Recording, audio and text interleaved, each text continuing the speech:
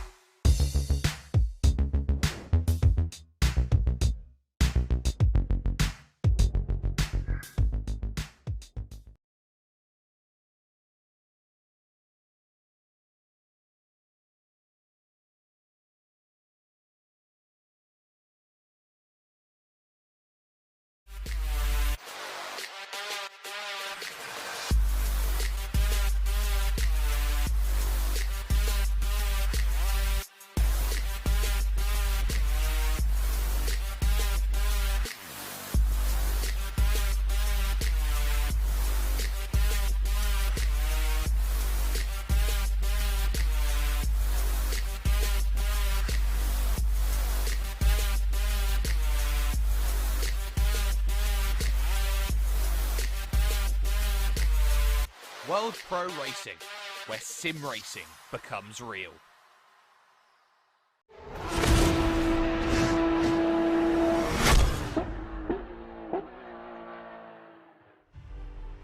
You ever look at a track and figure it looks familiar? It has that sense of an understanding that it's been here for a very long time, yet at exactly the same time, we come to a track today which hasn't been around for a very long time. We are at a circuit which, by most intents and purposes, is only 13, 14 years old at this point in time. You look at this track and you see so many similarities to what Portuguese racing was all about in the 70s, the 80s, the 90s, with circuits like Estoril. You see all of that packaged up, revamped and renewed into something which truly is its own beast and its own terror in its own right. We come to Portimao. It is, of course, the Autodromo Internacional de Algarve. It is your Alpine GT4 Championship here with World Pro Racing live for you on YouTube, Facebook Live, and on Twitch, as well as with Motorsport.tv, TVM Sport, and ESTV, the Esports Television Network. My name's Jake Sperry. Joining alongside me today is Alex Goldschmidt for this second round. And Alex, we come to this on a 5-week, 5-race, momentum-filled build of a race and a championship, one which you could say time and again is going to be all about finding that element of development and having a good base to work off of. But with the ballast that comes into play from rounds 2 onwards, 9 kilograms of ballast for the race winner or the championship leader, 6 kilograms of ballast for second, and 3 kilograms of ballast for third, there is that element of parity now, which is coming into this championship. Yes, good evening, Jake. Good evening, everybody. Yeah, having ballast to balance the equilibrium is a really, really good way to give us a very, very parity-driven championship. Obviously, it makes the racing interesting. Spinelli is the first one to have the full 9 kilos, but for being the race winner last time out, it's going to put the cat amongst the pigeons, and it's something that adds a nice new twist to this story, which is only at the second chapter out of 5. Obviously, yeah, I'm really excited about it, and obviously I've visited the Cartodromo Internacional do Algarve, which is like literally you can see the Autodromo right from it, and to understand how many different twists, turns, elevation changes. We thought Kyalami was going to have it all, and Portimao is one of those circuits that really shows the traditional Algarve sort of way in which it's profiled, and that has provided us with great racing. It provided us with great racing in the USF 2000 Championship, and I think in the Alpine GT4s, it's going to be even more mesmerising this evening.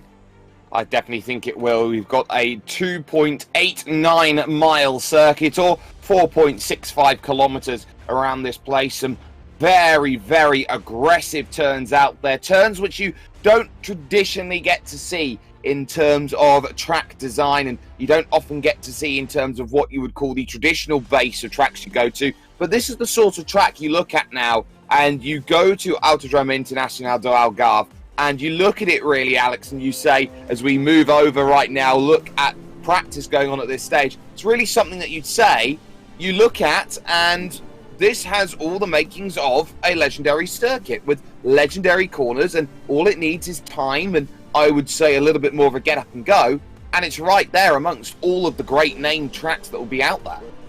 Yeah, obviously Portimao has also hosted Formula One in most recent times, so it's even welcomed the upper echelons of motorsport. It is a high-tech facility. I've even actually stayed at the hotel, which is on the locality between the Cartodromo and also the Autodromo as well. But some of the characteristics of this circuit, like say coming out of the final corner, you've got that steep incline, and in these Alpines, okay, we discussed this in the opening round just a week ago, Jake. But the thing is that, okay, the 248 brake horsepower from these turbocharged engines isn't going to amount to anything. So again, Portimao is a momentum-carrying circuit. You've got to really be precise, committed, and have what they like to say in professional wrestling, intestinal fortitude, in order to put it all on the line. And okay, granted, we're only in the second round out of 5, but there's still plenty to play for, with Spinelli leading Pedro Cruz Gomez by 7 points after the opening round a week ago. And there you can see just how difficult it was there to go through that next right-hander at Samsung. So tough, over the crest, up and down, and all around as we take a look at Alex Trehorn out there on an outlap here in practice, descending down the hill out of the Portimao corner. That's the most northern point on the circuit as you make that charge down the hill. This next left is so tricky. Rise up off of the exit, and then you've got that descent into Sagres corner here. This 180-degree right, and you'll find here today with the profile of this circuit that although this is going to be a not necessarily a endurance style race really, Alex, it's going to be all about the management of the left-hand side tyres over the course of this race, because you've got that long sweeping corner at Galp, you've got Sagres, you've got Samsung, of course Primera into Lagos. All of the majority of these corners on this track, which are difficult, are right-hand bends. Yeah, also coming through as we go on board with Alex Trehorn, you've actually got a slight differentiation on the actual track layout, because going through Primera, you've actually got an instant turn to the right, so it's nigh on coming back onto itself, then a sharp 90 left before you go through turn 2. Now the real sort of hard work begins, because you're going up these inclines, and it's just they're having to wring the necks on these engines quite significantly. No one's going to spare any amount of RPMs on these cars, and you can just see how committed Alex Trehorn is. And if you get a bit too committed on that inside turn, I think it was through turn 5, you could actually cause the car to have a bit of a stability management problem. And that stability is very difficult here in these machines. Very easy to loop the rears around, and we saw that a little bit, of course, at Kyalami as we crest up and down the hill through that very wicked roller coaster style left-hander of Craig Jones. You won't necessarily feel it as much in the sim, but that is a G-force carrier as you descend down and up. It just wants to force your head down pretty much into the seats of your pants as you try and go through that section of corner. And you know, this is a track which is built for a number of races. You look at this is an FIA Grade 1 establishment track. It means you've got a lot of runoff area in a number of places if you do make mistakes. It means that you have yourself a lot of corners which are conducive to being open style corners instead of closed. They are built for overtaking and not necessarily built, say, how they were a little bit earlier on in track build design, where you just build a track which looks kind of cool and has these very difficult and challenging corners. These are corners which are designed with racing in mind.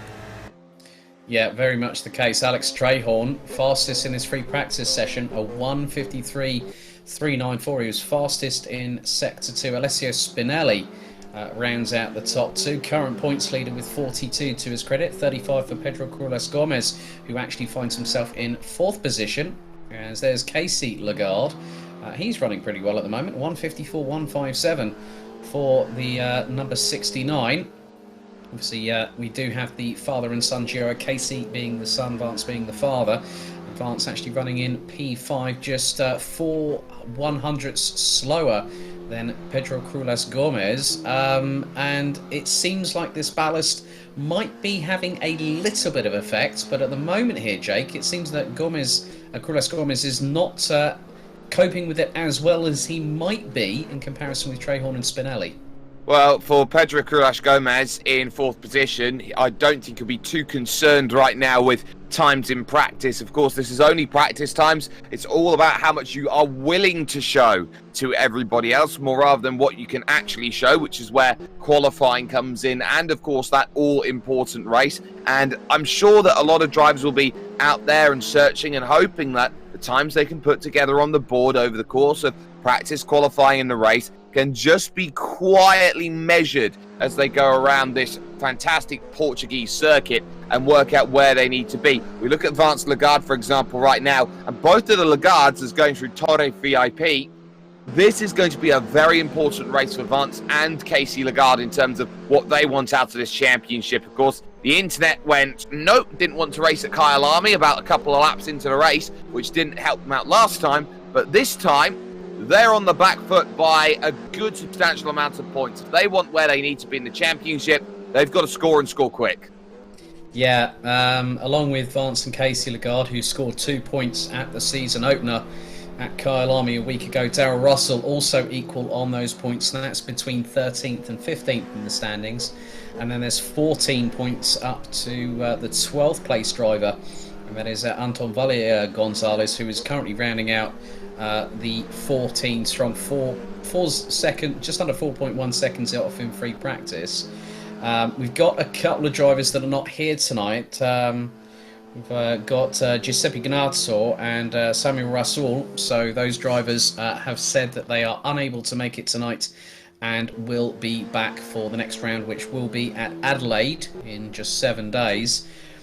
So yeah, Vance and Casey Lagarde have got some work to do tonight, but who knows what might happen. But they're showing good pace in qualifying. Both of them, well, I mean, Casey Lagarde is just under 0.77 of a second behind Trahorn, and that's just in free practice. What have these two drivers got in store in qualifying is the biggest $64,000 question I want answered right now. But unfortunately, Jake, we're going to have to wait for it.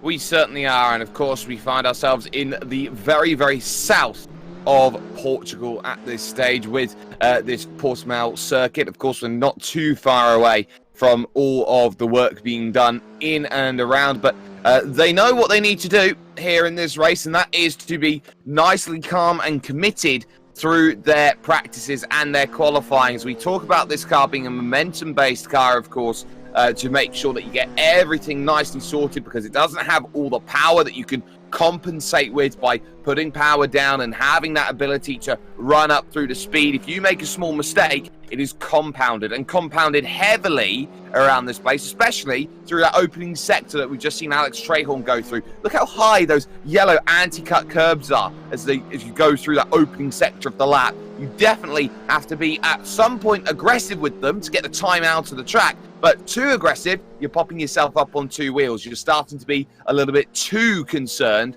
with the way that you go through. And that's going to be that bit of balancing that will need to be done over the course of the racing. How do you manage the curbs around Portimao? Yeah, that's definitely a question that the drivers are sort of asking themselves in this free practice session, which has just under 3 minutes to go. Yellow out in sector number 1, but Alex Trahorn.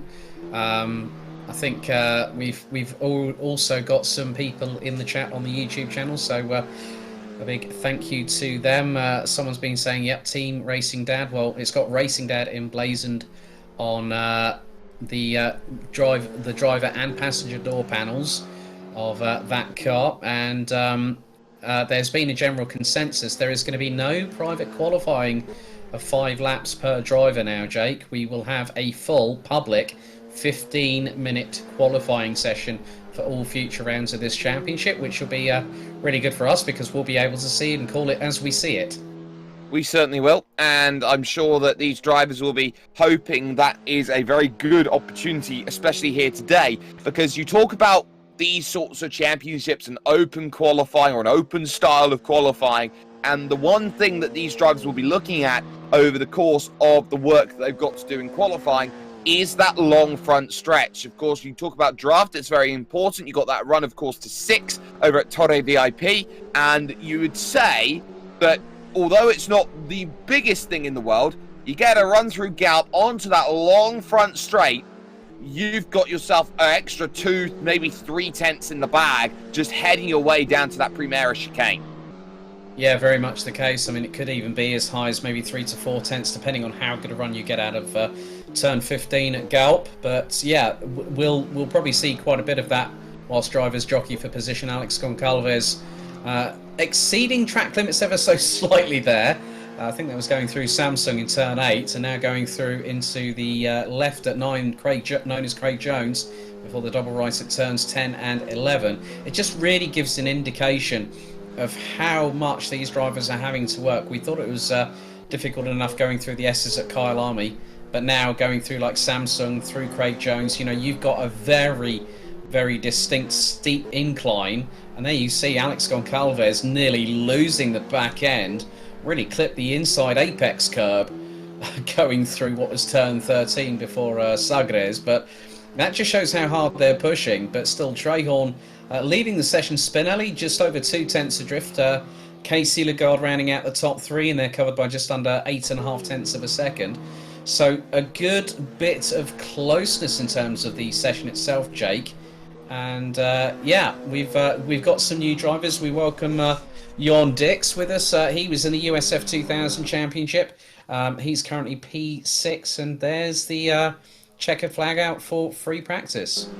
Absolutely. So Goncalves late jumps up into 3rd position then in practice. Pedro Crulas Gomez then P5, and just looking to improve race on race, lap on lap, every sort of element and aspect of trying to put times on the board. You're always looking to have the element of development as you go on through, and I think that's what we'll be seeing as more and more of the racing is going to be conducted. But now they've got to put their mindset from a practice mentality to a qualifying mentality, and we saw how a poor start from the front of the field really didn't help matters out too much for Alessio Spinelli last week. But the crucial thing was Spinelli proved out of the whole of last week he was the quickest of anybody. Now it's all about statements of intent. If we're to have what I would call a really good championship fight, we'll see how that statement of intent is shown in this qualifying session, Alex.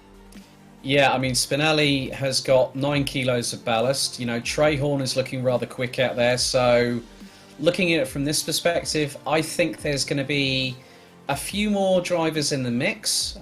You know, Casey Lagarde showing pretty good pace within 9 tenths of a second at the end of the session. Goncalves up there as well. I think it's not going to be all cut and dry for Spinelli. I think he's got some work to do in this session. But we talked about the fact that it being an open qualifying session, Jake, the fact of it, rather than it being a private 5-lap session, there's less pressure on the drivers and they can push that little bit harder. I think they can, but at exactly the same time as we take a nice little look that way, yes, that way, over towards the circuit here of Portimao. You look at this in terms of qualifying, you also have to be careful about the drivers around you. You have that ability to have your lap balked by someone else, despite how expansive this circuit is. You have that opportunity to not get a good run through a corner and then you put someone else's lap in jeopardy. It's another little case of, okay, we might be in a bit of trouble here if we don't quite get the good run that's needed. And of course, with 15 minutes qualifying, if you don't get a timing on the board early, you're under that pressure, under that cosh really, to go, oh, it's not quite the way that you maybe wanted it to go, and then you're putting more pressure on yourself to improve that lap.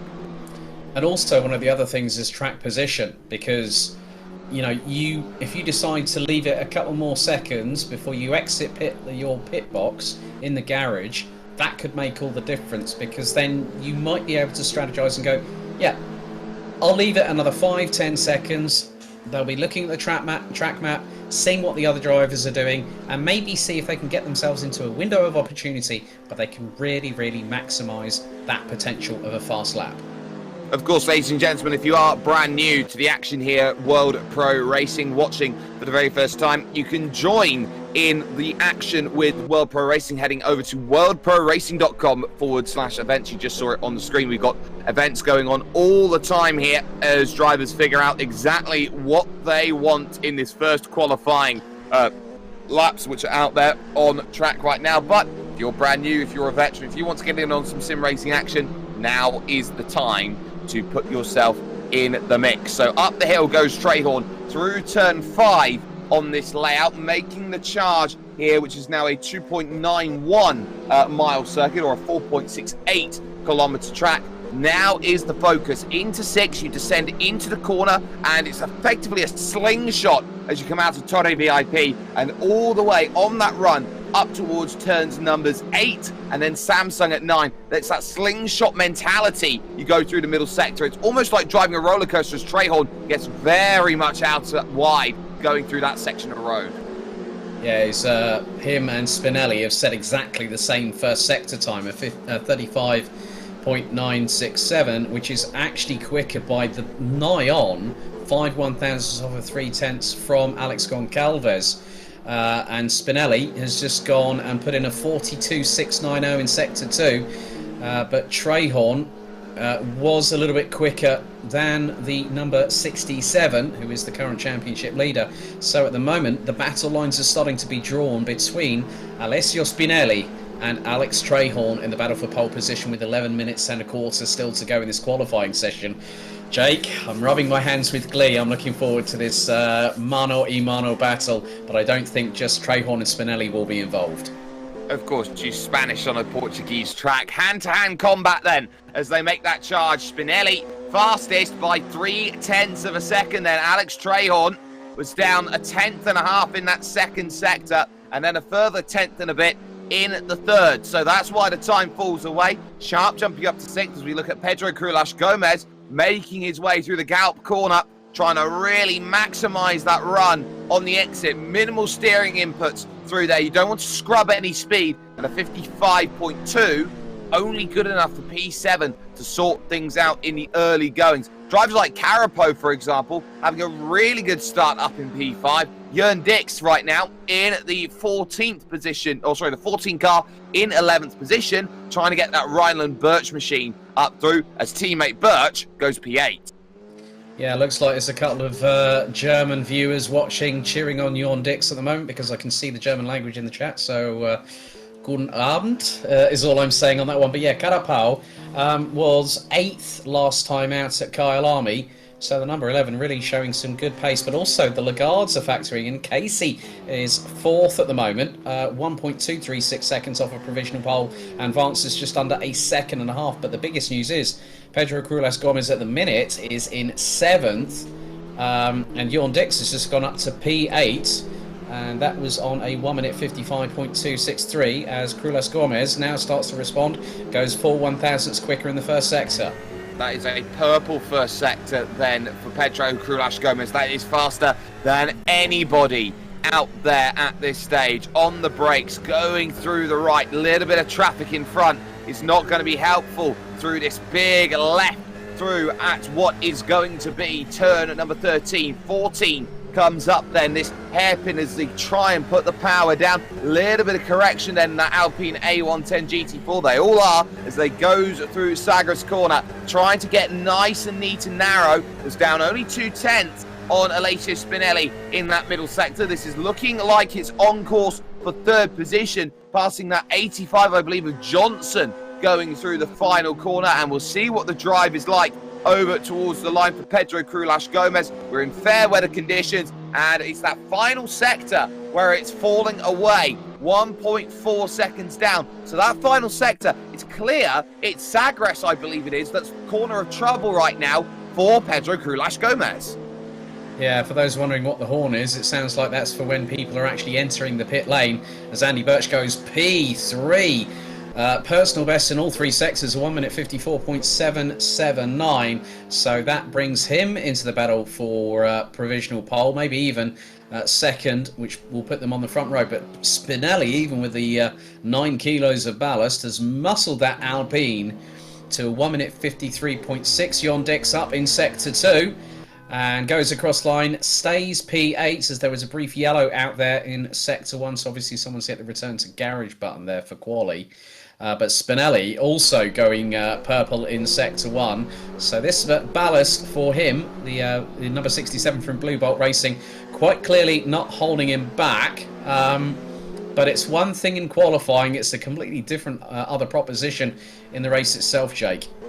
It is, and purple in the first sector. The Blue Bolt Racing Alpine absolutely flying at this moment in time. And you would say as well that that ballast actually does have a little bit of help around this circuit, because there is so much need as you go through this track for stability. Having a little bit more weight in the car is going to keep that car a little bit more planted to the ground through all of the forces of gravity against it. Down nearly 2/10 in the middle sector, so this might not be a shade of improvement, but Spinelli right now is proving that there is definitely pace in the 67. Yeah, there is, and there's a yellow out in sector 1. And yeah, just to see that the top 9, which is rounded out by Vance Lagarde in the number 96, covered by just over under 1.5 seconds. So improvements are being made, but Spinelli, this is what I'm rather interested to see, how close he's going to get to his fastest lap time, and that's 1 minute 54.005. So Spinelli might be probably prudent here, Jake, to maybe go in, get a fresh set of tyres onto that car, and then get back out there and see what happens. But Trahorn has gone to within 84 thousandths. He was 3/10 down in sector 3. If it had been another tenth, he would have been on provisional pole.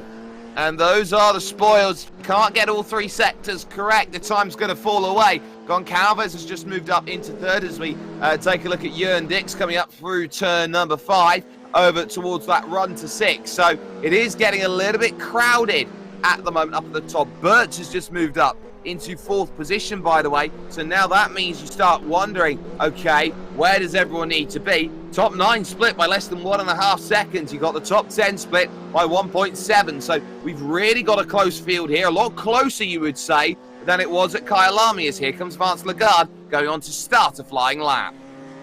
Yeah, the closeness of this championship is what is really bringing a new dynamic, as Vance Lagarde lights up the rear tyres and the car goes sideways ever so slightly to the left going through Portimao. You can see how hard he's hustling that car now, having gone through what will be Lagos and now going through into the further part of the circuit. So Vance Lagarde trying to push that car, and it goes front axle up into the air. And that's one of the interesting things about this circuit, is that you can actually push it so hard, Jake, that you can actually get all 4 wheels up in the air, and that can happen at several points on the circuit, and one of which is what Vance Lagarde is coming up to, as he's just gone and done a personal best in sector 1. A little wiggle coming out of that section of road, trying to make that progress on forward. So now into Samsung, and this is that crest and rise that you see. You go up over the top and then descend down the hill. Little bit of air going on forward, trying to figure it out, and then through the left then of Craig Jones. Up the hill once again to Portimao corner, and the rears really want to step out and go around at that section of road. You're turning and braking at the same time if you're not ideal with things. So that is always going to be something in the back of the mind of drivers. Into the final sector, Lagarde down another half a second on the leader, so 7/10 of a second down. But again, another wiggle going through that section of road. And this is one of the points of the track where we saw, for example, in Formula 1, how crosswinds can be very difficult. And as such, pulling over to the side, struggling a little bit, keeping that balance through those 2 flicking lefts and rights, as Casey Lagarde puts it up to third. 6/10 of a second, and a purple first sector to boot. That is an absolutely outstanding lap there. As, oh, well, On fire. flames have definitely decided to spurt from the exhaust, and he's gotten off the track. Good awareness there, not to impede anyone else. Jon Dix from the Heinland Birch Racing crew, with Andy Birch's teammate currently running at the top 5. Jon Dix is about just under 4 tenths off of his teammate, but he's up in Sector 1 with a personal best. And you can just see how hard they're pushing. Like you say, Jake, they're braking whilst rotating the cars in, and you've got to have that fine balance of control where you're modulating the brake pedal along with the throttle in order to apply the power when you come out of the corner to get the full amount of traction. But we're also seeing that going through Sagres, for instance, you're actually coming through into that corner way offline, off of the apex, in order to carry the momentum through to come through Galp at turn 15.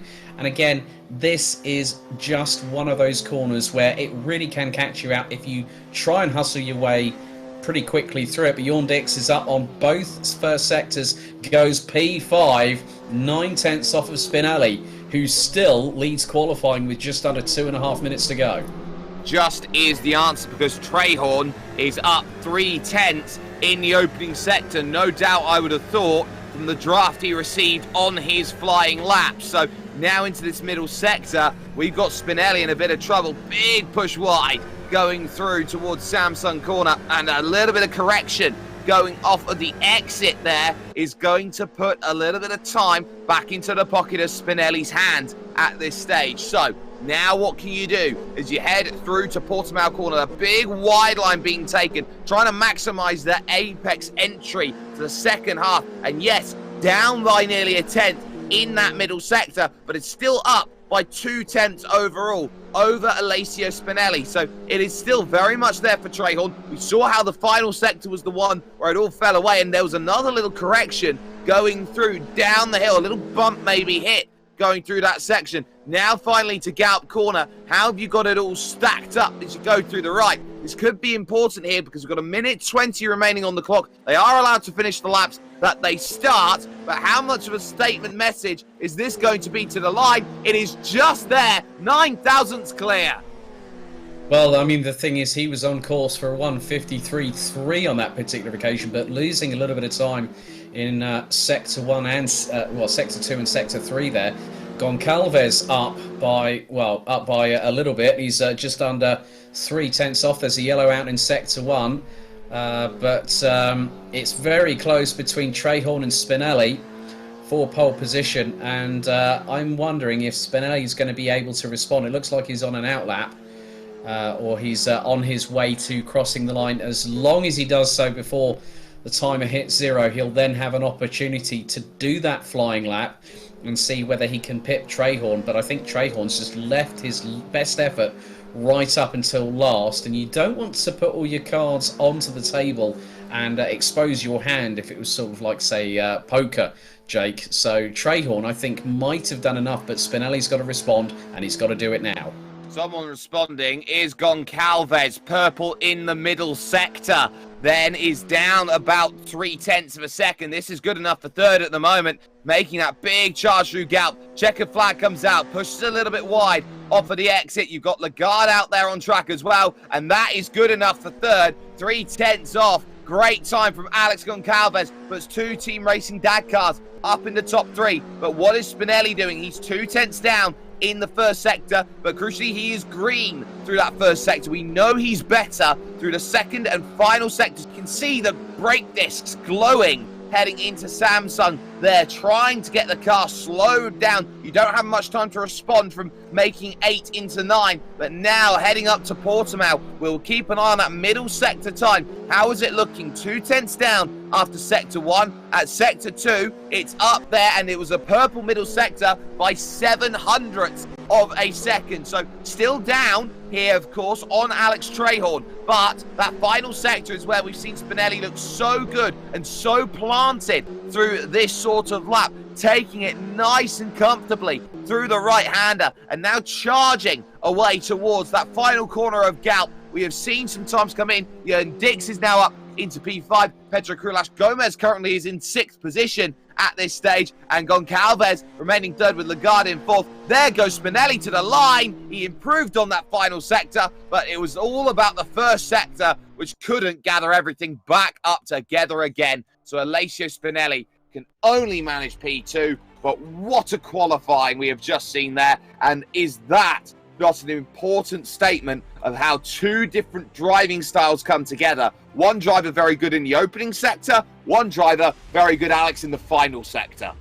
Yeah, I mean, just looking back at it from an analysis perspective here, Jake, Spinelli needed to be up by another, probably at least 0.9 of a second to get that pole position off of Trahorn. So realistically, I think that Trahorn just waited, bided his time, and struck. And the thing was, I think Spinelli is having to compensate for that 9 kilos of ballast that Alpine has. So when you look at it, it's a 3 kilo advantage. So Trahorn, already on weight differential, was ahead of Spinelli going into qualifying. So he knew he had a little bit extra on that Alpine. But still, Goncalves coming through, Casey Lagarde, Jorn Dix on his debut in the Alpine GT4 Championship, putting it P5, just over 9/10 off of pole. This has got the makings of a bit of a true Alpine GT4 classic this evening. It's going to be all about battling here, ladies and gentlemen. If you haven't had the chance, you can like, share, and subscribe for more amazing content brought to you by the team here at World Pro Racing. But 9 thousandths, that's not much at all. You can blink and you can miss 9 thousandths of a second just like that. But we now take that focus towards the race, and they've got a really long run here towards turn number 1, and it is a heavy braking zone down at the Primera chicane, you could say, at this point in time. Also, this is going to be the prime place to get moves done here today. And really, Alex, when you look at it, the best place I think drivers are going to be looking at to try and pounce, it's going to be on that opening lap. Yeah, I think Primera is going to really give opportunities for those that might be a bit bold and brazen going through the outside, because for the next left-hander, that gives you the inside run. So if you get a really good start, you manage to power past before Primera, you're good. But if it's side by side, expect some door panel rubbing, Jake, is all I'm saying. Well, we know that these drivers want to go out there and be aggressive. How aggressive, though, is the real point of contention. We know the gap at the top of the championship between Krulash Gomez and Spinelli is up there, of course, at 7 points overall. Every driver who does make their way to the start, they get 2 championship points put in the back pocket. Call it a premium for being out there and racing with World Pro Racing here today. But it's now how you deal with those points. Of course, you get 35 points for a win and you stack those on down. But also, you get those points, for example, for being the most consistent. You get points, for example, for leading the most laps in this race. There is a lot of advantages out there for being out in front and being fast. Indeed it is, and it looks like, well, we're going to head to a short commercial break, so stay tuned for the race start of the Alpine GT4 Championship here at Portimao, here on World Pro Racing.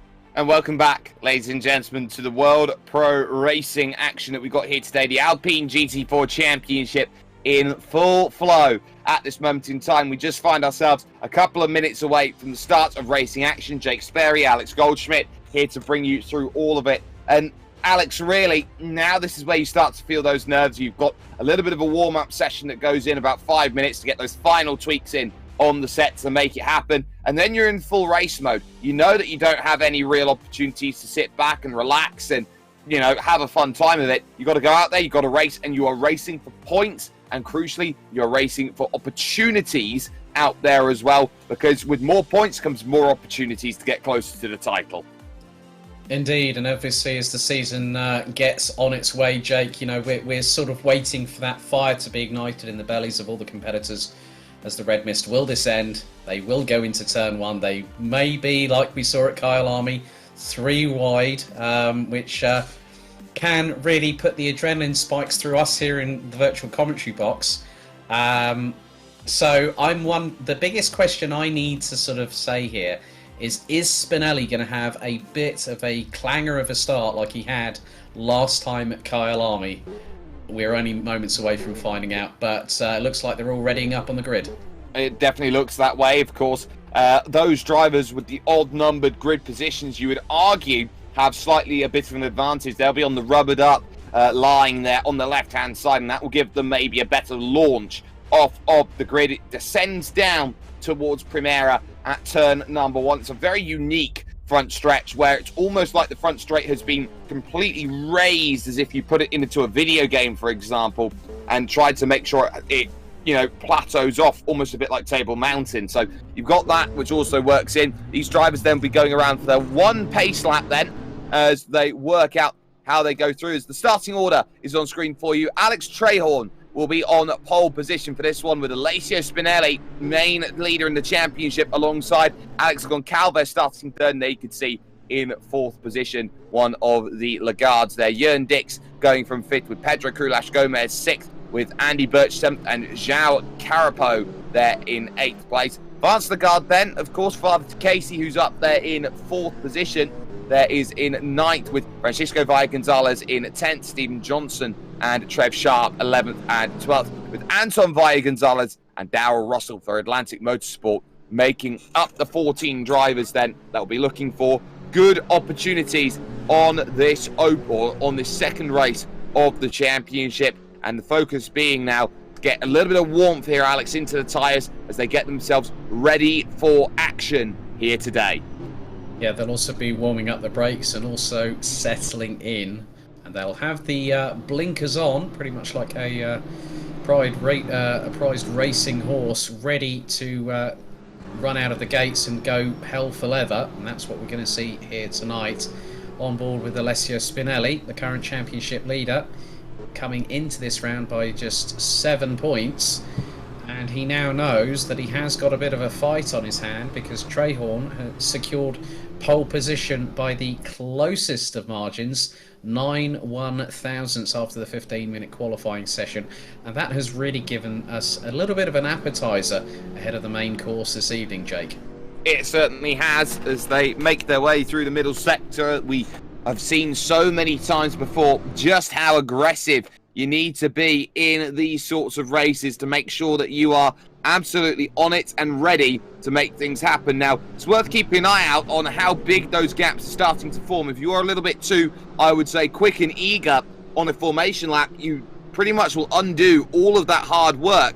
As you go through these corners, you'll see that drivers will sit back and allow a larger gap to maybe bring itself into play, and that will mean that you're spending longer sat stationary on that grid. You will have yourselves in a whole heap of trouble with cooling tyres and cooling engine temperatures, and you've got no temperature back in the tyres and the brakes. It's going to be a very difficult opening couple of laps to get everything back and sorted. So that's why you're seeing a driver like Alex Trehorn here bring everything back together as they will make their run out of the final corner and up the ride towards their grid stalls here on this wonderful Portimao circuit. Of course, these drivers all understand that they are playing for the championship, and they'll be doing so, of course, for the next 3 weeks after this. So there is still plenty in the offing for them. Trehorn hitting the mark then will be with just how aggressive their fourth position there of Lagarde was looking for that mark. You can see Spinelli's just a little bit over the mark, so he's going to have to try and bring that one back a little bit for fear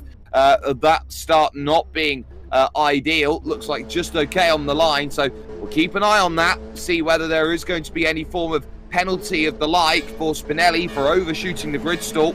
But it's 30 minutes, lights on here at Portimao, and we are underway for action here. It's a pretty decent start by Spinelli, but Trehorn gets a really good launch as well. Covers over to the inside, and nicely done. Good start from Dix there from 5th position on the grid. Immediately challenging Goncalves then for 3rd as they go into Primera for the first time. And there goes Dix around into the grass. It's going to be spun all the way around to the back of the pack, it seems.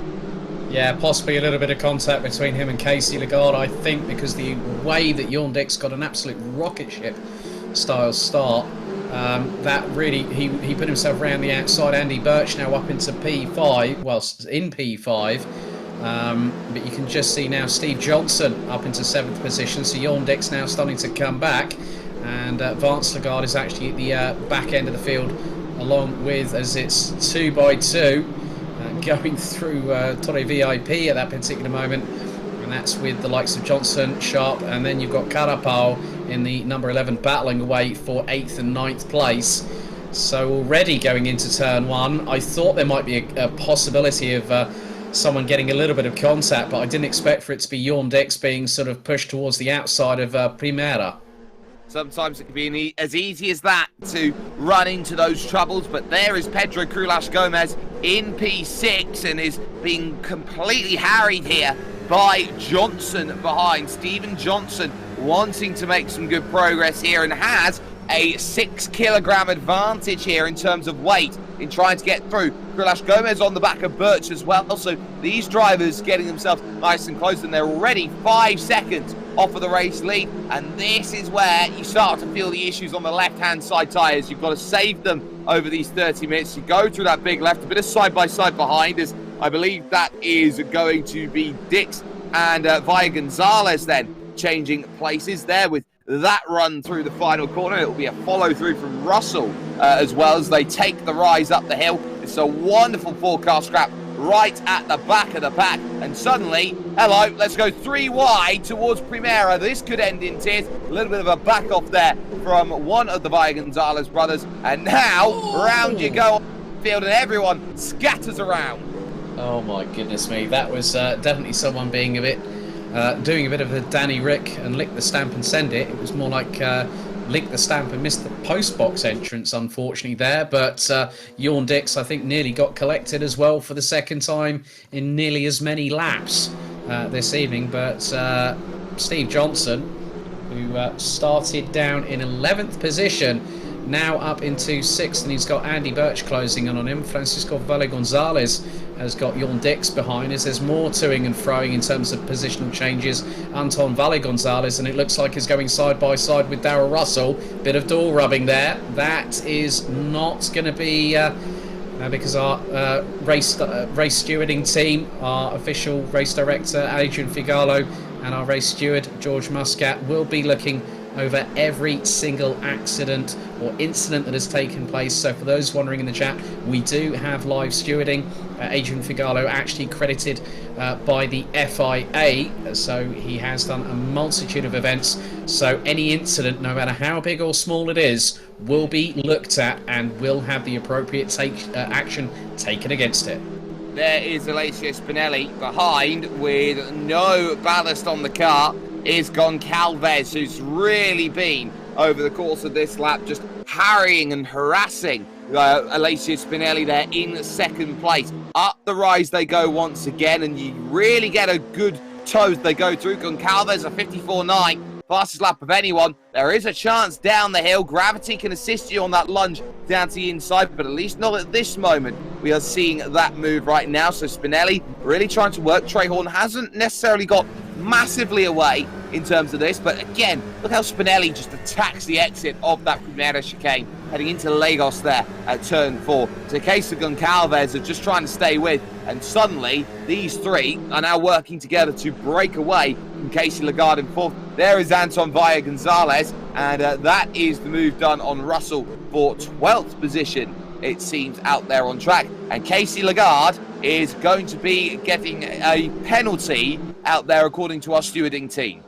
Yeah, drive-through penalty for the contact with Jorn Dix. So Casey Lagarde's hard-working qualifying has now been pretty much unravelled. So that will be a drive-through penalty. And that is one of the most excruciating things that you can have. And that is for an avoidable collision, in the words of race control. But Trehorn still leading the way. Spinelli and Goncalves, I must be honest here, Jake, are keeping the number 15 rather honest. And Spinelli is at some points on the circuit seeming to have that additional turn of pace as Johnson is closing on the back bumper of Pedro Cruelas Gomez, because now that becomes the battle for 4th position, because within the next couple of laps, Casey Lagarde will have to pit the number 69 for that drive-through. Yeah, no surprises there. Of course, the penalty comes in. It has to be served. Darrell Russell right down at the back in that scrap. And there is Lagarde in the Matrix Motorsports Alpine going through then that final corner. All-important final corner out on this circuit. Galp and making that run over towards the line. Is not going to take that run into the pits just yet, but we'll decide to try and serve that a little bit later on. But it is giving that run to Pedro Cruelas Gomez, who will be thinking about how to make the move down on the brakes on the inside. Is thinking every stage of the way the inside is the right way. It's a little bit pinched up on that curve, little wiggle as they go through from Lagarde, and suddenly that move isn't quite on at that chicane. You really do need to be alongside. Speaking of alongside, there's Jorn Dix trying to get it done, and there's the contact going through, just about holding it there. I believe it's Francisco Villa Gonzalez, potentially Anton. Yeah, that's Francisco that had the coming together with them, and they're both side by side once again, and this is going up the hill. Jorn Dix to the right, Francisco Villa Gonzalez to the left. They're now going into the next left-hander, which will be Torre VIP, and Jorn Dix actually being let through on that particular occasion. So whether that was a bit of sportsmanship there from Francesco Villa Gonzalez. And now Jorn Dix has got the number 21 of Trev Sharp just up ahead in his crosshairs, and that will be for 8th position. But the way that Jorn Dix is actually attacking the curbs, that car is nearly doing a bit of a Knight Rider style. 2 wheels up into the air. And he's got to be careful with that, because not only can you cause yourself problems with the tyres in terms of degradation, but maybe if the car comes down a little bit too hard, that could knock tyre pressures out of sync. It could, and also you get that extra added bit of grip when the tyres do come back down onto track, and it's very easy to spin once you effectively cock the wheels up into the air like that. So now you've got to be very, very cautious about the way that you go through. There is Jorn Dix in what is going to be 9th position right now, with behind Villa Gonzalez and Vance Lagarde on the recovery here back through the field. So that's going to be all about the work that is being done then for Dix on the recovery here, as into the pits then comes Lagarde, and this will be for that drive-through penalty that we were keeping our eyes out on. And this is going to be a long pit lane as well, which makes life incredibly more hurtful, as Jorn Dix once again is going to have a little bit of side-by-side action. Villa Gonzalez thinking about the outside line. Little wiggle there under braking down the hill for Jorn, but able to just hold it together on that run. Yeah, he's about 0.2 of a second quicker going across the stripe on the previous lap. 1 minute 56.237 for Francisco Villa Gonzalez, but Jorn Dix 1 minute 56.039. But it's about that slipstream coming down the straightaway. We talked about that earlier, Jake, and that gives people a bit of pace coming through into Primera. But then the biggest thing is that you're not going to be fully able to exploit it if it was on the traditional circuit. If it was sort of like through 1 and into 2, and you didn't have that nigh on coming back on itself through Primera, that would be a very different story. You could carry the momentum through. However, this is a bit of a bigger challenge for the GT4 cars, as Anton Villa Gonzalez going into battle with Carapau, Joao Carapau, and nearly hits the rear bumper. Nearly a little bit of a love tap from behind. but managed to hold on to the brakes long enough in order for that to not happen. It was very close between those two drivers, and Anton Valle Gonzalez is definitely going to be in that scrap and hoping that it's going to work. Missed apex, though, going through Portimao, and that then here is going to end that battle. But look at Trev Sharp all of a sudden. Through goes Jörn Dix, picking up that 7th position. Suddenly, it is going to be another little yellow flags out then in Sector 3. That is Vance Lagarde around. Oh, well, and that car is currently stationary and just off of the racing line. So hence why the yellow flags are up. But Jörn Dix, after that initial first turn incident on the very first lap with Casey Lagarde, now back up into P7. But it looks like Sharp is not letting him get away with it as we've got 20 minutes left on the clock. The pair nearly goes side by side into Primera. But Jörn Dix tight on the apex. And Sharp tries to get back up the inside going through the second part of Primera, but hits the sausage curb there, and that bounces the car up into the air just off the 4 wheels. But now this is going to be a really interesting battle, and we've had our first DNF. Unfortunately, Vance Lagarde is out of the race. Yeah, real shame there for Vance, just trying to recover up through, and one small moment, and that pretty much ends all of the effort. So Trev Sharp trying to get back then at Jörn Dix, and ultimately cannot quite get there for the moment. There are, though, leading to Alex Strayhorn, Alessio Spinelli. Goncalves has been dropped by this group by about 2 seconds at this point, but Strayhorn, I wouldn't say is safe at this moment, despite the gap being 1.2. He's not initially going to be challenged then for place, but what you'd say, at least at this point, is that Strayhorn will be looking behind and hoping that that gap is just going to slowly and incrementally increase the longer that this race goes on. Yeah, but it looks to be decreasing ever so slightly. Spinelli's got to within a second of him. Last time around, on the completion of lap 6, Spinelli was quicker by just over 80 thousandths. So it's all about degradation management around this circuit. As you said, the left-hand side tyres are going to struggle. And now that gap, Spinelli's just put in a 1 minute 54.7, Jake. He's on the hunt for Strayhorn's blood. And now they're 7 tenths apart going through into Primera. So has Strayhorn overcooked the tyres ever so slightly in the first 12 minutes of the race? That's my biggest question. And I found out that Vance Lagarde had a blown engine. We saw Casey after qualifying have flames shoot out of the exhaust. So unfortunately, Vance Lagarde's troubles were down to a technical failure in that engine, which blew unceremoniously early. Well, we are here in Portimao. We're on the south coast of Portugal out here at the moment, and that will tell you all you need to know. It's very, very hot around this sort of place, so when it does get a little bit too toasty, the engines on the downshifts are not going to be your best friends. Now there is Johnson in 5th position, and the back really stepping out along with Jörn Dix as well. That's Birch, behind there in 6th position. So both of them fighting hard for place as they make their run towards Samsung. Johnson's made a really, really good start to this race, and if he can do what he's done in the first half to the second half, he's going to be on for a really strong points haul. Yeah, just keeping an eye on the lap times from Jörn Dix, and he was quicker than teammate Andy Birch by nearly 4 tenths of a second. So there's still 17 minutes to go, and whilst Johnson and Birch are still battling away, Jake, there's every opportunity that Jörn Dix will have a chance to close up the gap, but it's just dependent on how quickly he does close it. And at the moment, well, Jörn Dix had a bit of a howler in Sector 1. He was nearly 6 tenths off of his teammate in 6th position, but goes just over 0.18 quicker in Sector 2. So Jörn Dix needs to be precise and consistent to keep those lap times low. But if he's going to make a mistake like he did in Sector 1, that is not going to help his cause at all. And what that could provide is that Francisco Valle Gonzalez closes up to him.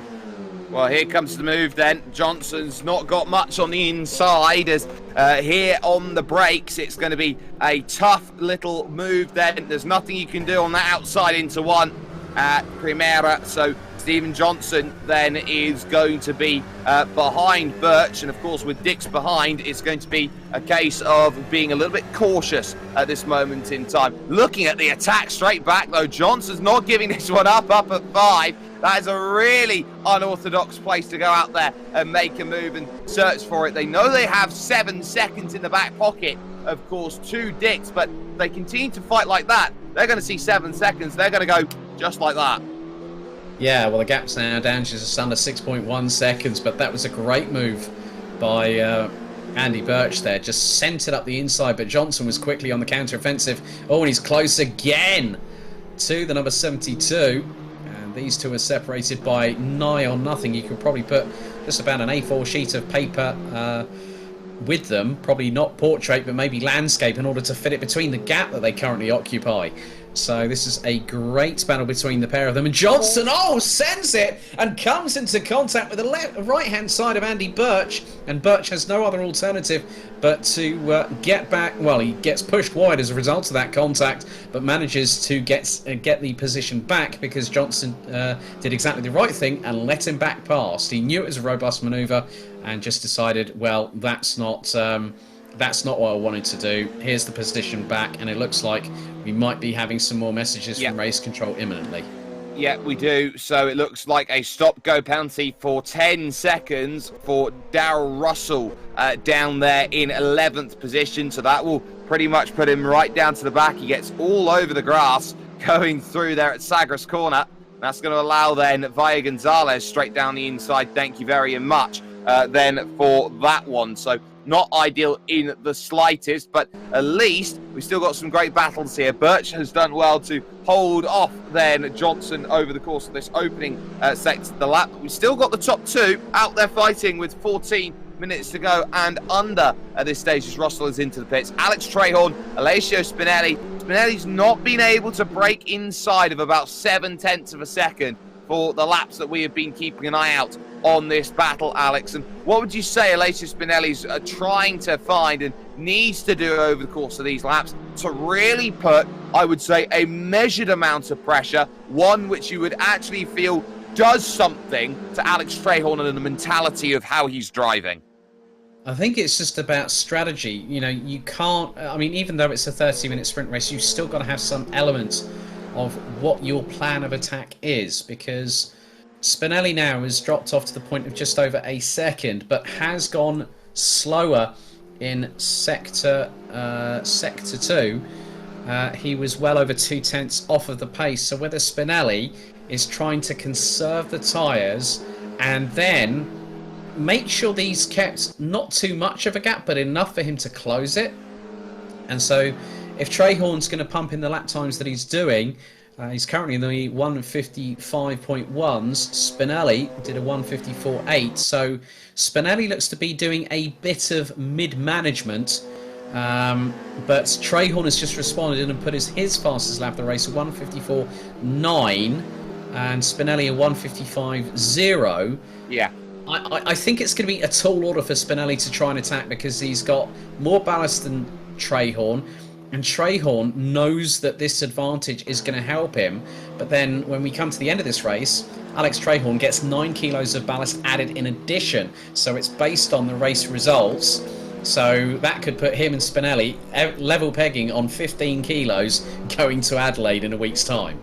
Definitely does seem to be the case. We focus on Trev Sharp here in 9th position with Valle Gonzalez just in front and Carapo there behind. But you'd say as well, Spinelli doesn't want to be staying stationary too long because by the sheer matter of fact that Trehorn has led for 15 minutes or now coming up towards 20 minutes worth of race led, there's no doubt about it. He's taking most laps led here in this race. So what do? You've just ceded a couple bonus points by staying close to but not being close enough to go and make that move. And Trehorn again is just doing so well at keeping Spinelli at a 1 second margin between them right now, saying no, I want a little bit of space, please. Can you respect this right now? We're driving in a race right now which I want to win. Yeah, but then saying the word respect and saying that to another racing driver will never get listened to. That will be in one ear, out the other, and we both know that. So, yeah, I think just the way that Trehorn's just managing it, He's making sure that he's doing exactly what he needs to do. And sometimes when you're at the front of the field, it's not always best to look at what the other person is doing behind. Only when they get up close and personal, as Trev Sharp has a bit of a run wide. That was going through the exit of Samsung, now into Craig Jones as they head up towards Portimao. So Trev Sharp nearly had a moment that could have allowed João Carapau to actually get past in the number 11. So yeah, I think, but again, I've just seen the gap dwindle. Spinelli was about close to half a second off of Trehorn, and the gap has now started extending. So Spinelli's trying to use that second and third sector to his advantage. But with Trehorn being as quick as he is in the first sector, Jake, that is allowing him to work on that strategy. So he knows that he can counter in the first sector, whereas Spinelli's going to try and do everything he can in sectors 2 and 3 to wring the neck of that Alpine as we're about to hit the final third of the race. We certainly are. Sharp, of course, then with that mistake up at Portimao, coming down the hill towards that next right of 13, still has Carapau for company. But it's going to be a case of Carapau lunging for that inside, and that was a little bit more hopeful, I think, than getting it done. Trying to take that wider line through through 5 now, getting that run over towards the VIP corner at Torre, and that could be very tough. Ryan Hunter-Reay, he wants his overtake on the outside with 2 tyres in the grass. Good effort there from João Carapau, but he's not going to get it done like that. Not yet anyway. Power back up the hill towards turns 9 and Samsung there at 10, and it's a case of, well, hit the brakes early, try and carry that space on the exit to attack on the inside, and again it's not there with 9 minutes and a quarter gap. I saw just flicker at half a second. Spinelli charging. Yeah, Spinelli has set personal bests in sectors 1 and 2. João Carapau was channeling his inner Matthias Ekstrom on that particular moment in time, trying to go toe to toe, and now the slipstream could work for Spinelli towards the start finish line. Spinelli goes fastest of anybody, 1:54.598, and that gap has gone to just under 0.3 of a second as they go into Primera, and a nice tight apex from Spinelli, but Trehorn is trying to make his car a little bit wider on the defensive line there, Jake, in order to not allow Spinelli an opportunity if a gap presents itself. But Spinelli has now got to just be nice and clinical and precise on how he wrangles that car around this circuit. That is ever so crucial, as now Trev Sharp coming under fire once again. Yeah. Krulach Gomez is out now, so that's dramas from 4th position. I think that's another engine that's gone here at Portimao, because it came out of relative blue as he was all on his own, Pedro Krulach Gomez. Sharp still having his battle right now with Carapau, but big in terms of the championship effort. Another little look to the inside, the door finally opening for Carapau, but again Sharp, he's a little bit too deep this time on the outside line. That was, I would think, wishful thinking, trying to hold that one for Trev Sharp. So he ultimately has to keep himself back there behind in what will now be 9th position in this race. Yeah, and one of the interesting things about this, Jake, Pedro Krulach Gomez had 6 kilos of ballast coming into this race. Well, what this now means, if it is to finish as it is right now, Spinelli will have 15 kilos of ballast going to Adelaide, and Trehorn will end up on 12 by taking the race victory. And again, that pendulum is swinging very much in the favour of Alex Trehorn in the number 15. The gap was close to within 0.3 of a second just about 60 or 90 seconds ago, but Spinelli again closing it up. It extended again to 1.1 seconds, so it really is a case of what is happening here, as Jorn Dix has started closing on Steve Johnson, and the gap between them now is 3 seconds. That's 4 seconds gained by Jorn Dix over the past 5 or so minutes. It's really impressive right now how that time has been just encroaching in. Confirmation it was an engine blow for Pedro Krulach Gomez then from 4th position at the time. Spinelli looking close, within half a second now here on the run towards Torre VIP. And this is where they get onto this point to the track. They get even the Blue Bolt Racing. Alpine then just needs to get that slingshot out of the corner, correcting off of the exit there with that little bit of opposite lock. trying to hold everything together. It's very difficult sometimes to keep it all nicely pointed, but it is that final sector, Alex, where we've seen time and again Alessio Spinelli just seemingly has a little bit of love where everyone else doesn't. Well, he's had a bit of love in Sector 1 because he's gone over 2.5, he's gone close to 2.5 tenths quicker than Trahorn in the first sector. So he's now got the mastery of Sector 1. So can he put that all together and really close up in Sectors 2 and 3? That is pretty much something that we might have not too long to find out about. He's done a personal best, but he has dropped nearly 4 tenths in Sector 2. And the biggest thing here, Jake, is that time is fast running out for Alessio Spinelli. He'll still hold on to the championship lead provisionally after this race. But the biggest news is that Alex Trahorn will be his nearest competitor in P2. No matter how they finish here, as you can see, it's through that final corner of Galp where Spinelli's just got so much more confidence on the inside. He's using a lot more of the tyre to turn into that section, and another best lap time for Alessio Spinelli, a 54.576. Keeps him pretty close to the back of Alex Trahorn, but once more, not going to get there, and you're running out of time. Old Father Time's knocking on the door, saying you've got to go and get something. Yes, you've got Old Mother Momentum on your side, but you're running out of opportunities and laps to go and make this move happen. Yeah, it could also be running out of tyres if he overheats them, overcooks them too much in the next 4.5 minutes. And to be completely honest here, Jake, with the fact that we're running in the 154s, I think we've got this and a couple more laps to go. So it's about how quickly Spinelli closes up, and Spinelli down, but by just 3/100ths. But look how close he is, and this is going up the hill.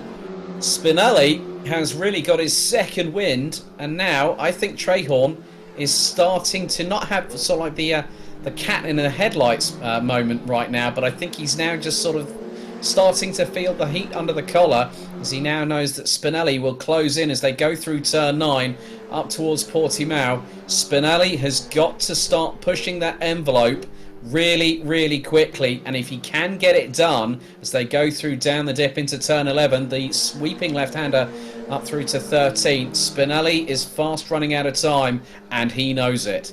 He is, and again, it's that middle sector where the time just opens up and the opportunity falls away. He's so good coming through this corner here. Of course, this big right-hander of what is going to be that little bit, and then over through to Galp. So from Sagres to Galp, he is so good, is Alessio Spinelli. He has been so solid at this section. Little bit of a track extend there for Trahorn, and that's going to open the door up now. Closest Spinelli has been all race. 3 minutes left, so 2 laps to figure it out. You can see it's a hard defense to the inside. It's going to be the road hard traveled by Spinelli on the outside as he tries to run it deep and around, but he's going to wash out, take a cone for good measure, and suddenly that gap's going to extend over a second again.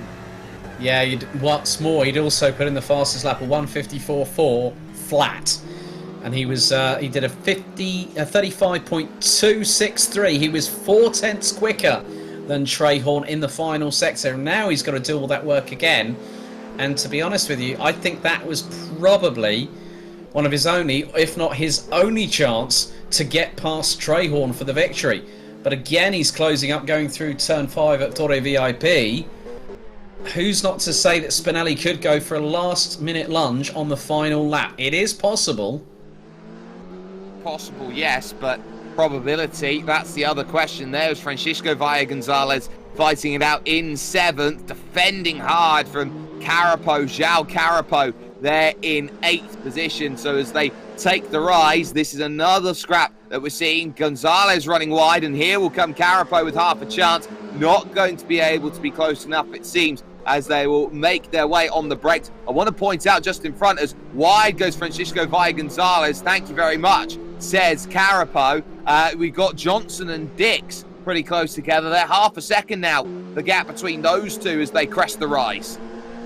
Yeah, so a really, really good showing from Jon Dix. He'll be he qualified in P5, so he's made a resurgence. It's what could have been for Jon Dix, but he's less than half a second behind. It's 4 tenths as they go up the hill.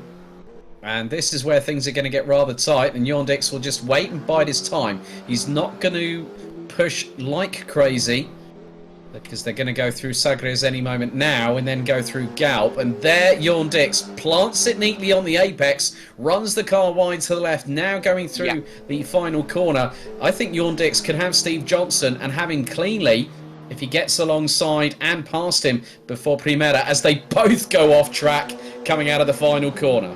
Well, Dick's going to go over to the inside. Johnson's got to be careful of this as they make that charge over the stripe. And now towards turn 1 once again. Dick's on the inside. A little bit later on the brakes goes Johnson. But that move is concocted and is almost put done. But Johnson's fighting this one back on the outside as they will make their run over towards turn number 4 now at Lagos. And that is move completed from Jorn Dix. Brilliant overtake at the front of the field. The gap is still 9/10 of a second here as the checkered flag will be out then at the end of this lap. Trehorn with a 9/10 margin, but at the moment he's been good in that middle sector. He's been opening up. You can see it's the contrasting lines through the corners which really opens it up through that section of road. Spinelli is relying on a miracle against Alex Trehorn, a spin of some kind, a mistake, a wobble, a blip, and anything at this moment.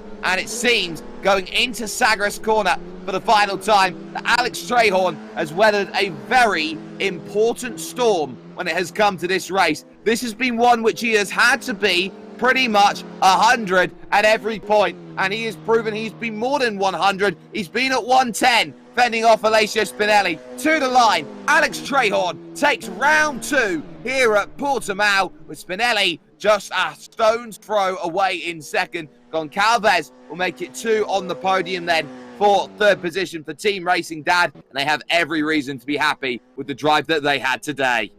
Yeah, the Rhineland-Birch Racing duo. Andy Birch comes round the final corner. He will take P4. Quite a considerable distance back, I might add. But Jorn Dix with the comeback drive of the season so far. He nipped it in the bud coming out of Primera on the final lap, and he will stay ahead of Steve Johnson to take 5th position at the flag after what was a disastrous turn 1. Pedro Gomez has just confirmed on the YouTube chat that he had a double downshift in terms of the steering wheel paddles, so we'll see him next time at Adelaide. Joao Carapau, and then it was the number 11 of Francisco Valle Gonzalez, Trev Sharp, Anton Valle Gonzalez. Casey Lagarde will cross the line in 11th position, having served that drive-through penalty after the turn 1 incident that saw him have the walk of shame, unfortunately. But I think really the driver of the evening, I think we're both pretty much agreed on this, Jake, is Jorn Dix in 5th position after what was a stellar comeback. Yeah, that was a great result there from Jorn Dix to make that push through the field and make sure that that was a strong result by his standards, especially for a first race of the season. So work very much well done at this stage. But now that you're 2 rounds in the championship, or we are 2 rounds in the championship, we're very much in a firm position to look at this one, Alex, and go, okay, well, this is what's going to be coming up next. This is going to be a very important battle that we see. And now how do you move forward towards Adelaide, which is a lot more different in terms of how you put everything together? Yeah, Adelaide, a very, very different circuit. It's hosted Formula One. Obviously, people might remember the Damon Hill, Michael Schumacher moment in the early 1990s, around 1994, when they were battling for the championship. It's a street circuit. It's very tough. It's very demanding. There is not going to be much room for overtaking. I think qualifying is going to be a very, very important factor. So it's dependent on who will be on the front row, and that will be the biggest bone of contention. Who will be on pole position at Adelaide, but we'll find out next week. And then also you've got to be even more precise around the circuit. It's tight, it's twisty. You do get a nice little bit of a back straightaway, but it's not going to be easy for any of the drivers, and they're going to have to push like crazy. No one said racing like this is easy, but we do have drivers starting to crop up and pull around for their post-race interviews. as we get a few drivers into the mix. We're going to take Alessio Spinelli, first and foremost, second position here today, stood by with Alex Goldschmidt. So, Alessio, firstly, congratulations. A very difficult race alongside Alex Strayhorn. Did you feel that you had more opportunities apart from the one about 3 laps to go for the victory? Hello, everyone. Yes, today it was a little difficult race because this track has some point very impegnative. And Alex, he was fast today. Congratulations to him. Very, very, very good race without any mistake, error. So it has been not so easy to stay with him, and could be better if the only tentative I've made to overtake him, to pass, I try to stay outside on the line and on the first bend, but arriving and brake perhaps a little too late. So I knew that that one should be the only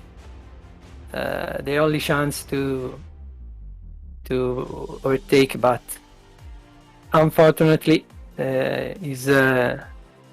has gone not so well like I hope. So, but the P2 is always a good position. Yes, very much agreed, Alessio. So congratulations. Still on my assumptive mathematics, you are still leading the championship going into Adelaide. All the very best of luck, and we will see you next week. Thank you. Bye. So, Jake, I think we've got Alex Goncalves, who was third position at the end of the race. Let's hand it over to him. I do believe just before that we have found Alex Strayhorn, our race winner, so we'll just jump on in there first. Alex, that was a really tough fought race. Not necessarily in the case of side-by-side racing action. There was only 1 point in that race where really you had that worry, but the late time in qualifying to get yourself to pole position, every single lap led, you just had to defend off, it seemed, Alessio Spinelli at every single turn. It seemed absolutely fantastic from your point of view.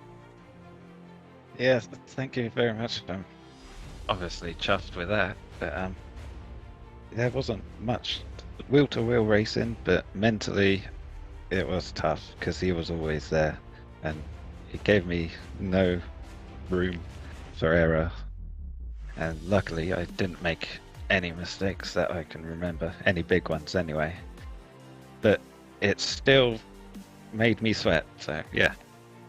Need to open a window now. Well, it definitely was a difficult battle out there, and I'm pretty sure of it. But let's just talk about the different dynamics between how you were driving and how Alessio was driving. It seemed like you were very good in the opening couple of sectors, but Alessio would just gather all that time back up through the final couple corners. In qualifying, I noticed that I had a margin in the first sector. I was, I think, 3 tenths up, but then it slowly came back down, and I only just beat my personal time and only just got pole. So, and through the race I could see he got, worryingly close on the start finish straight, which is probably the best place to overtake. So I'm lucky there was only 1 shot that he had. So some would say an element of luck, but now you do move yourself up in the championship. P2 definitely at this point. Adelaide marks the halfway point in this championship next week. Really, how are you looking to try and build on this from a very wide and expansive circuit like Portimao over to a street circuit like Adelaide? I'm looking forward to it. It's really tight with the walls, and there's a few curves where you can get airborne and on two wheels or even roll over. So it's going to be a real do or die kind of track, and I'm looking forward to it. Well, the floor is yours here, Alex. Shout out sponsors, anyone you'd like to thank. Thanks to my family. Thanks to the team for pushing me. We all help each other. Shut up. Sorry, that's my dog. Thanks to my dog. And thanks to my wife for letting me do this. No worries at all. Alex Trehorn, finding out that the two things that you don't work with are children and animals then definitely on that list. Alex, you have now found, I believe, Alexandre Goncalves then, who finished off in third position with a quiet drive. Yeah, Alexandra, very, very good to have you on the podium and obviously here with us on World Pro Racing. Talk to us about your race, because we were really, really impressed. A good qualifying session, started P3 and you remained relatively untroubled. Yes, hello all.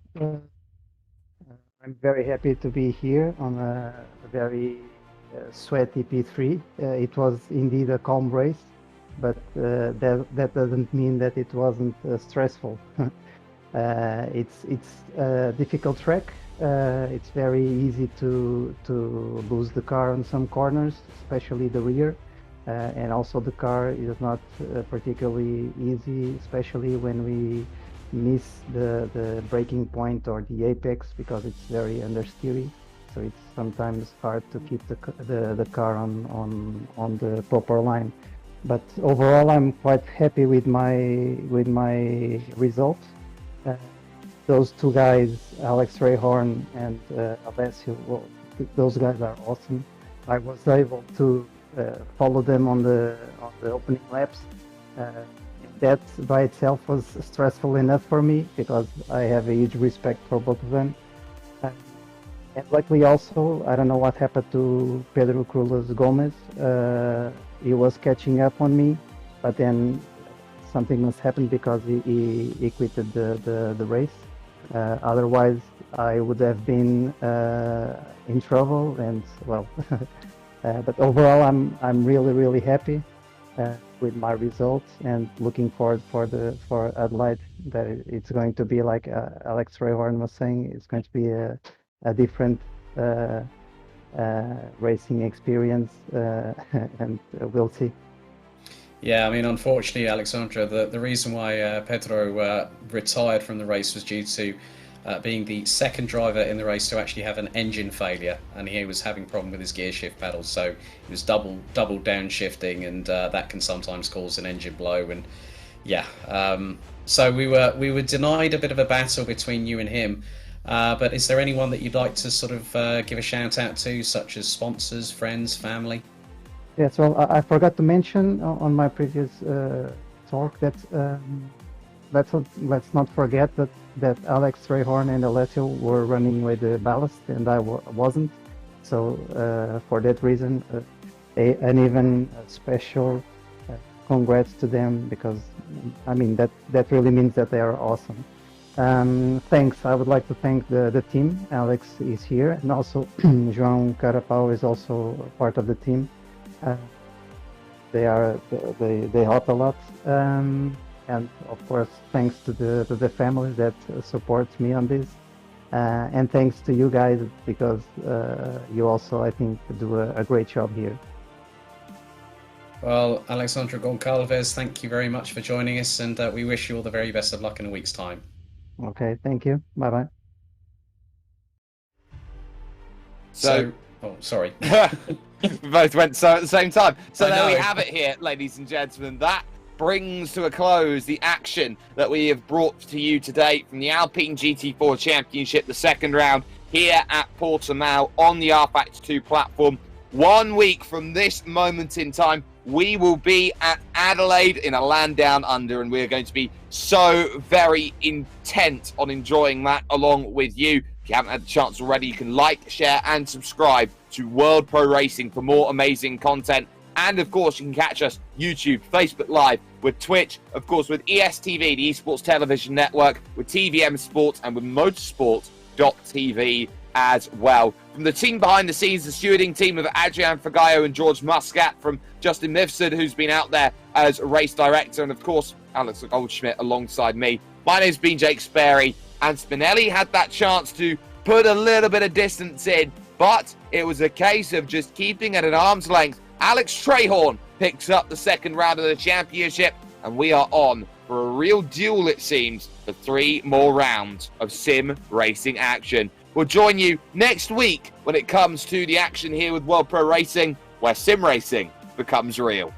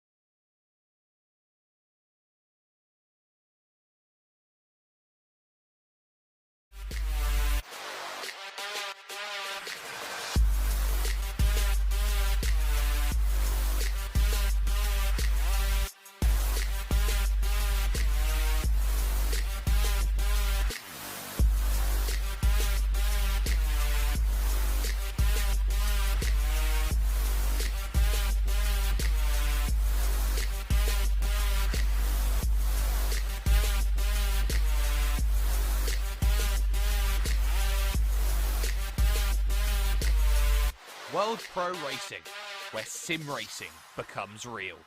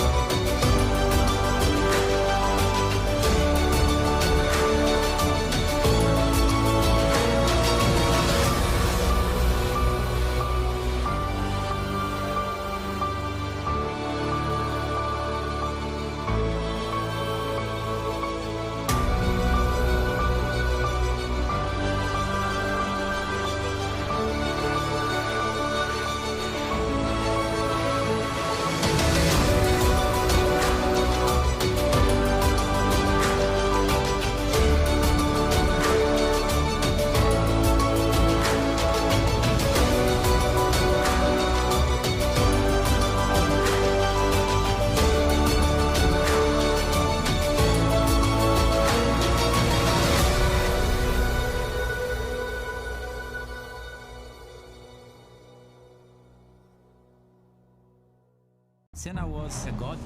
No one could even dream to follow him. I'm from a very humble background. The role of women at that time were really difficult. It's just so dangerous. You are risking not only your life, but also my life.